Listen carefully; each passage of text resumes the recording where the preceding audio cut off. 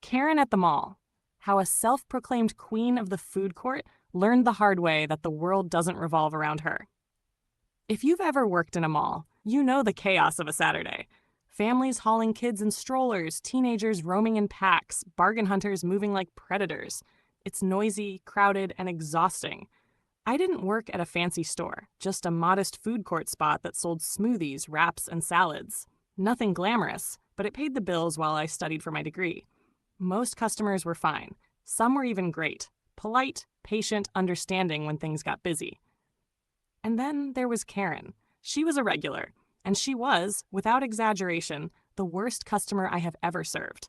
Karen strutted through the food court like she owned the entire mall. Designer handbag, sunglasses indoors, phone glued to her ear. She never waited in line. She just marched straight to the front, snap her fingers at me or whoever was working, and demand, "Excuse me, I need to order right now, I'm in a rush." Her order was always a nightmare. No ice, extra protein powder, but don't charge me for it, and make it with almond milk. Not the almond milk you normally use. It tastes cheap. You know what? I'll bring my own next time. And of course, when the drink was ready, this isn't what I ordered. Every single time. She'd raise her voice until the whole food court turned to watch. She wanted free food, free upgrades, discounts, or refunds. Sometimes she'd stage fake coughing fits and accuse us of making her sick. Management caved every time. "Just remake it," they'd say. It's easier than a scene. But the more we gave her what she wanted, the worse she got. Karen didn't just harass me. She terrorized every stall in the food court. At the pizza place, she demanded they scrape off the cheese because she'd suddenly decided she was dairy-free. At the Chinese food counter, she insisted the orange chicken be made fresh while 10 people waited behind her. At the burger joint, she screamed at a teenage cashier for asking if she wanted fries. I said no fries. Are you deaf? She even bullied the janitors. You missed a spot? Do your job properly. It got to the point where staff from different stalls would exchange looks when she entered, bracing for impact. She was like a storm cloud. When Karen appeared, the entire mall grew tense. The day it all came to a head, Karen didn't just harass me. She humiliated one of my coworkers, a quiet kid named Luis. Luis was 17, shy, and still learning the ropes. He was making her smoothie when she started snapping. "You're doing it wrong. Don't you people train your staff?" "Ugh, look at him. He's incompetent." Luis's hands shook. He spilled a bit of almond milk on the counter. Karen gasped dramatically. "Oh my God, did you see that? Disgusting. Unsanitary. I'm reporting this. This entire place should be shut down." Luis looked like he wanted to disappear. His face turned red. I stepped in. "Ma'am, please don't talk to him like that." Karen whipped around. "Excuse me? Who do you think you are? I spend good money here. You should be thanking me for even choosing this stall." I clenched my teeth. If I said what I wanted to, I'd lose my job. But inside, I promised myself, you won't keep getting away with this. The mall staff had been suffering Karen for months. No one dared push back because management always sided with the customer. But I knew something Karen didn't. Our mall had recently upgraded its security system. High-definition cameras everywhere. Audio recording at service counters. And guess who had access to those files? The mall's loss prevention team. I had a friend there, Tasha. We'd gone to high school together, and she worked evenings in the control room. One night, over coffee, I asked, "Hey, do you ever see complaints come through about food court customers?" Tasha raised an eyebrow. "You mean Karen?" I nearly spit out my drink. "You know about her." "Are you kidding? She's infamous. Half the security team has clips saved of her meltdowns for entertainment."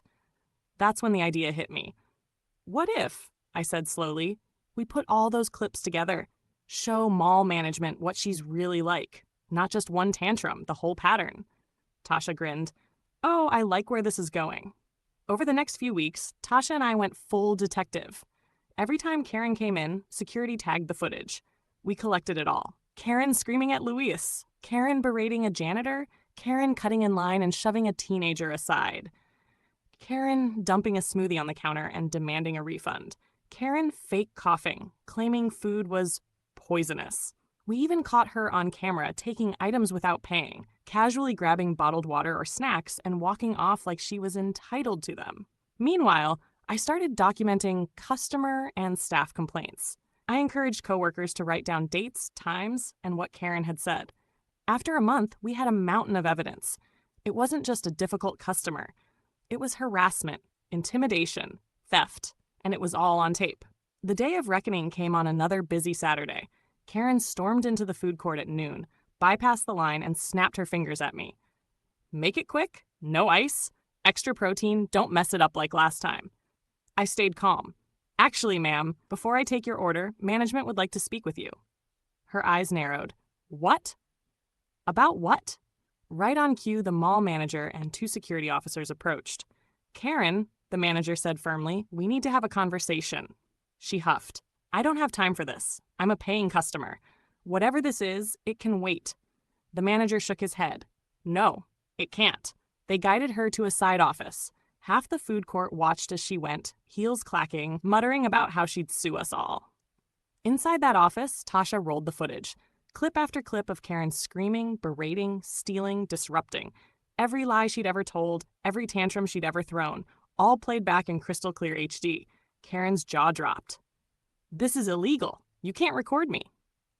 Actually, Tasha said smoothly, the mall is private property. Signs at every entrance clearly state surveillance is in use, and you consent to it by entering. The manager folded his arms. Karen, this behavior is unacceptable. Effective immediately, you are banned from this mall. Her face turned scarlet. You can't do this. I spend thousands here. The manager didn't flinch. You spend nothing. You demand free food, steal merchandise, and drive paying customers away. This decision is final. Security handed her a trespass notice. If you return, you'll be arrested. Karen exploded. She screamed, stomped, threw her designer bag on the floor. But for once, no one bowed to her demands. Security escorted her out through the side exit, past a crowd of mall staff who had gathered to watch. When the doors closed behind her, the food court broke into applause. Luis grinned for the first time in weeks. She's really gone? Gone, I said. Forever. And she was. She tried to come back once, 2 weeks later, wearing sunglasses as a disguise. Security spotted her instantly and escorted her out again. After that, she vanished. The change was immediate. The food court felt lighter, calmer. Staff weren't on edge. Customers smiled more. Even the janitors walked taller. Luis gained confidence. He stopped shaking whenever he made smoothies. One day, as I wiped down the counter, the pizza place guy leaned over and said, "Man, you really saved us. If it weren't for you and security, she'd still be here." I shrugged. It wasn't just me. We all wanted it. We just needed proof. And that was the truth.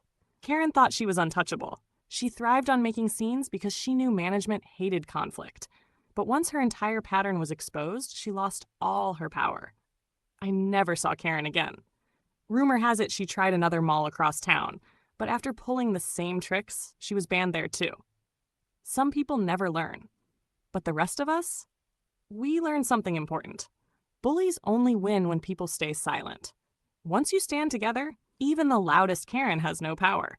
And every Saturday, when I serve smoothies to real customers, the polite, patient kind, I think back to that day. The day Karen finally got what she deserved. Like and subscribe. Share if this happened to you or someone you know.